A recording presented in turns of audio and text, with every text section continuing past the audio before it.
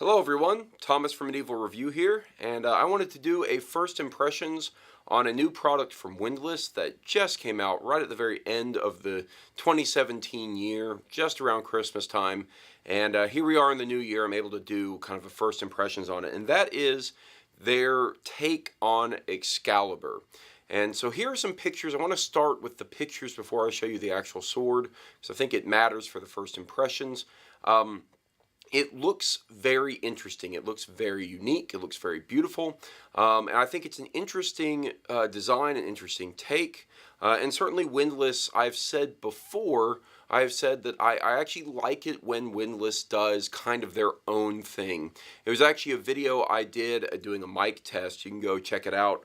But I was talking about Windlass products, and I was specifically talking about the Gold Coast Cutlass, which I actually now have, and I talked about how I liked when they kind of did their own thing, and here they are doing their own thing, and the pictures would suggest that it's a very interesting sword. However, there are things that I was unsure of, and I figured, like many of you might be interested in buying this particular sword, it might be worthwhile for me to go ahead and pick it up because I do like the design and see what I think about it. And so here is the sword. And as you can see, it is truly a very embellished sword. It's got a lot of nice details, a lot of nice design work, and a scabbard that kind of matches for the most part. And it's all meant to be very fantasy, which is fine. I like fantasy as long as the fantasy doesn't have a negative impact on the actual functionality of the sword. So I'm going to talk about the aesthetics a lot here, and then I'm going to go into my major problems with this sword in terms of first impression. Now, I've held this sword prior to this video for about 10 minutes, so I've only had about 10 minutes to gather my thoughts for this video, and so here we go. First off, the scabbard. Everything about the scabbard would be nice except for two major issues.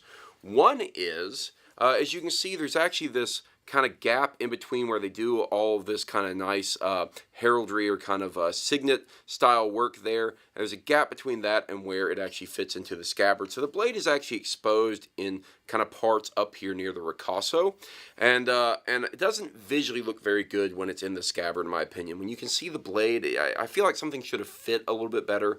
They should have done some modifications to actually make it all kind of look real nice. That's a minor gripe. But my bigger gripe is this. That is an incredibly loose scabbard. It just doesn't fit at all. This thing rattles around in it.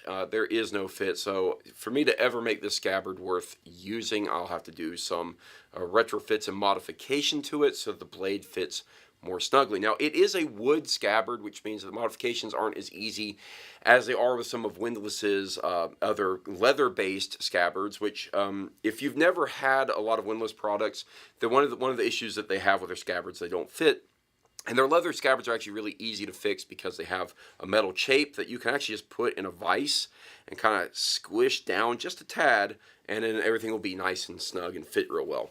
All right, so let's get to the sword itself. So, aesthetically, it's interesting. It's got kind of a triple fuller design in it. The primary main fuller goes down the majority of the length of the blade. The other double fullers are actually much more apparent. You actually see them a lot more than you can the actual primary fuller, and they go down about half of the blade.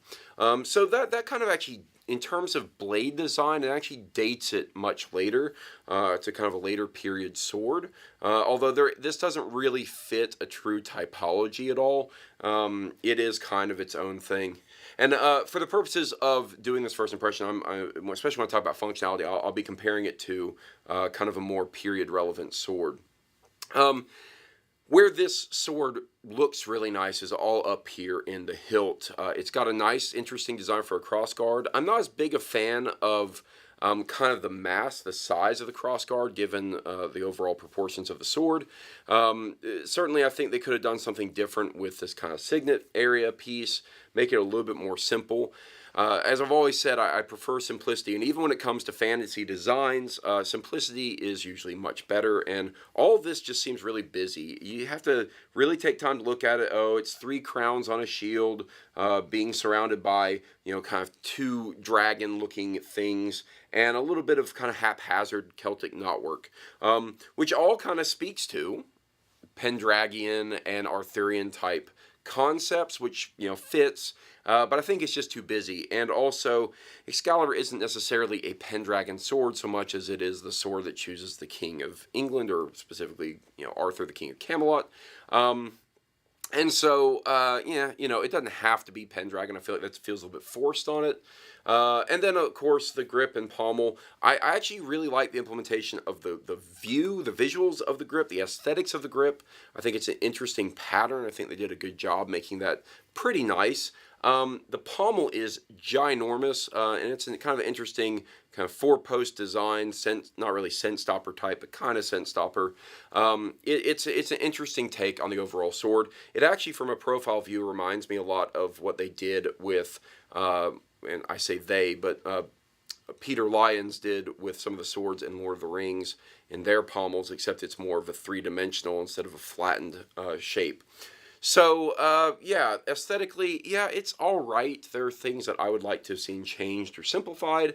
From a fantasy sword design and the concept of making a new type of Excalibur that hasn't been explored yet, because realistically, not many people actually try to tackle Excalibur in a way that makes it visually interesting. I think it's an interesting take, and I'm still not entirely sure what my opinion is on it in its entirety. I think it's interesting. But here's the problem with all of this, is that they spent so much time worrying about the aesthetics that everything that I would feel would make this a good functional sword begins to really fail. So right here at this point, I can say first impressions, if you're looking for a functional sword that's an Excalibur thing, I mean, this is going to meet the bare minimum of functionality in theory, but it's not going to be the best. It doesn't feel real great in the hands. This grip is ginormous. Now, I have fairly large hands, but I have this nice big gap between my fingers and kind of the large part of my palm here, which I shouldn't really have, and I have no real good comfortable way of holding this. Even with 2 hands, I feel like the only way to actually hold this is with a hammer grip. As soon as I try to go to some sort of kind of handshake grip, I'm just kind of on the edge of everything. It doesn't feel real great. It's very, very beefy and bulky, which is a common problem with swords that are designed without a lot of functionality kind of in mind. And also, because of the weight of the crossguard, it kind of gives this whole sword a bit of a heavy feel to it. Now, it's worth noting that if you're to look at just kind of point of balance, it seems about right. It's only about 4 or 5 inches from the back side of the cross here. And this is where I have argued for a long time that, the idea of sword dynamics is much more important, that you look at a dynamics chart, and it can tell you a lot more about a sword than just saying, oh, the point of balance is here, because this is a perfect example of a sword where the point of balance seems right, but as soon as you hold it, you realize something is really, really wrong. And that's because, unlike there being more weight in the pommel, I feel like the pommel is actually really light compared to this crosspiece. And that means that holding it up here, and by the way, this is blunt, guys, holding it up here, all this weight is pulling down on my hand. And it's actually really heavy. It feels really awkward and hard to hold it right here just like this, which shouldn't really be the case. So I want to give some comparisons here. This is kind of one of the infamous, but it's the Hanwei longsword. It's been modified with the printed armory fittings, and automatically it feels so much lighter. Just feels in general lighter, but they're actually about the same weight. And in theory, their blades are roughly the same design. So while that one is blunt, this one is sharp. So I'm gonna be a bit more careful with it. So as you can see, the blades are about the same, but you'll notice that this long sword proportionally has a much longer blade than this Arthurian camel sword by a couple of inches. It's not the longest thing ever, but you also notice that the grip is a good bit longer as well. So this sword is actually pretty squat for what it is, and the blade is very wide comparatively. The taper is there; it's apparent, but it doesn't start as narrow, and so by the time you get down, you've got a lot of weight in the blade as well. And as you can see, when I'm gripping this with a hammer grip, it's much easier to grip. When I'm gripping it with a handshake grip, I can hold it a bit better. To give you a comparison of grip sizes, there you go. I'm holding them about the same distance away from the camera. Sorry, the lighting isn't great because I don't have everything pointed right here.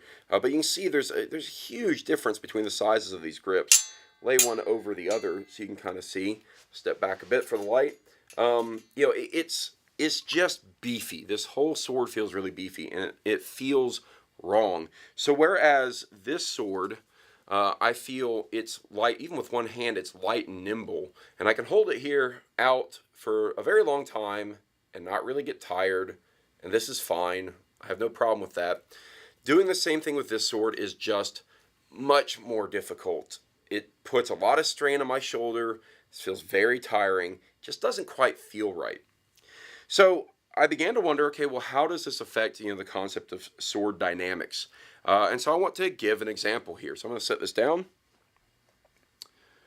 All right.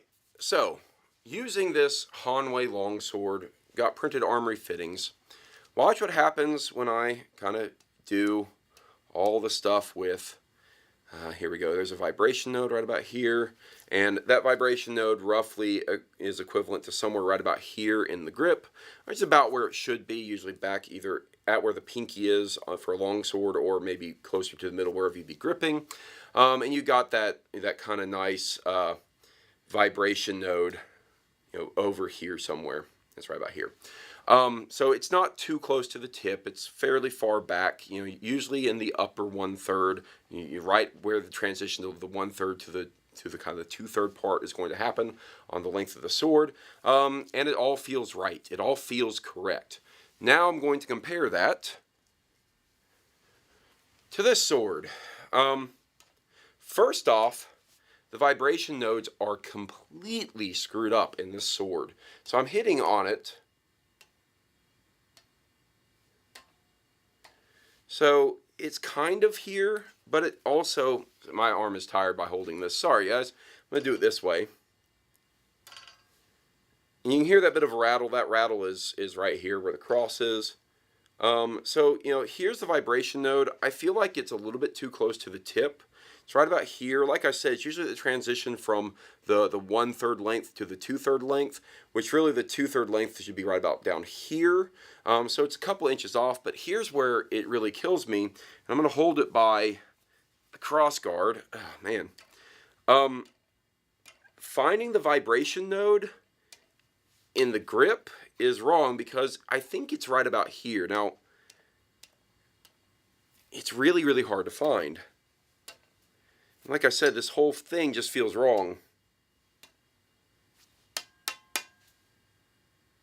I don't even know. And that's part of the problem is I'm usually able to find these things, and I really feel like it's somewhere outside of the grip. So I'm going to do another test. That's a fun test to do. You just take something that you've got to hit against.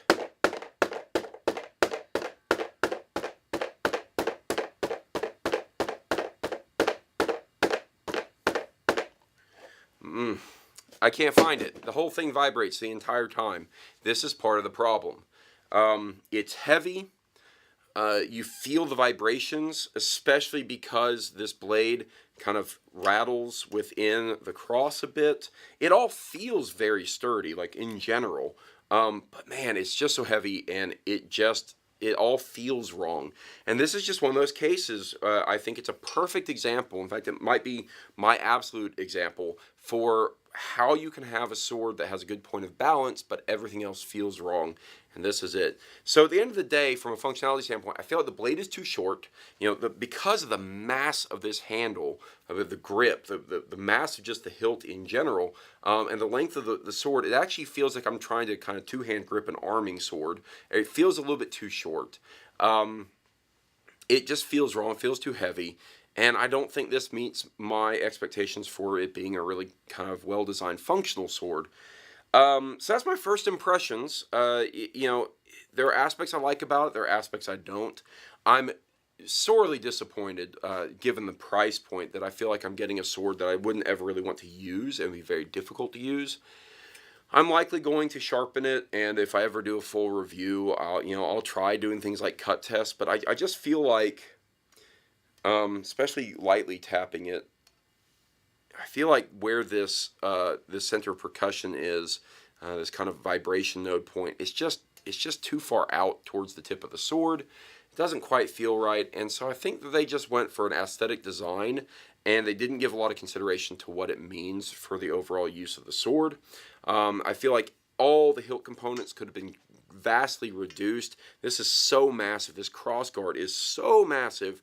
It feels like it belongs on like one of the Zweihanders in terms of just overall mass. It's too big, and the grip is too big. It's like they fit the wrong handle to the wrong blade, and it feels wrong for it. So, guys, if you're looking for that functional Excalibur that looks a little bit different, I can't say I'd recommend this right out of the box. I'll definitely give it more thought if I ever do a review, but, you know, my thoughts on reviews are I like to review swords I like, less so than swords that I'm kind of mediocre on.